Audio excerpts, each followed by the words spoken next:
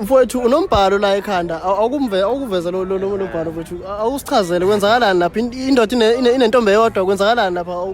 uthini umbhalo lo Akahlahle lo ngimbhale ekhanda isithandwa sami nje ngisithanda kakhulu engasitrasha ngaze ngasibona sakwazi ukuxoxisana so umuntu engimthandayo nje ngenhliziyo yami yonke ingakho ngimbhalela ekhanda akhona mhlawumbe amathuba ukuthi kusengenza into enenzeka akhona and maningi kakhulu okwamanje kodwa ngisaplana ukuyomlobola ngingazi noma mhlambe kuzogcina kulungile kodwa ngisahlanganisa izinsizwa asithembe ukuthi kuzolunga akukho kungenzeke emhlabeni mfowethu kunamasina muva amasha la enisha khona ingoma abantu bengalindana mhlawumbe kumasina muva amasha ukusuka manje ukuya phambili kahle abantu abalindele ingoma enkulu kakhulu because siloke nje kunesingile besisando kuyipheka naledi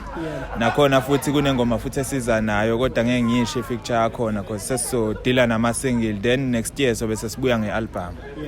into enjalo mfowethu sike sakubona enkundleni zokuxhumana khona ibrand osebenza nayo yemoto enye content creator mhlawumbe efisayo nayo ukuba nento njengaleyo noma ukufika lelo zinga lelo ukuthi yawazi ukusebenza nama brand amakhulu emoto ungathini mhlawumbe kuyingafika kanjani kulelo zinga lelo advice mhlawumbe unganikeza advice enginganika yona ukuthi ukuyimisela ku social media nento yenzayo ukwazi ukuthi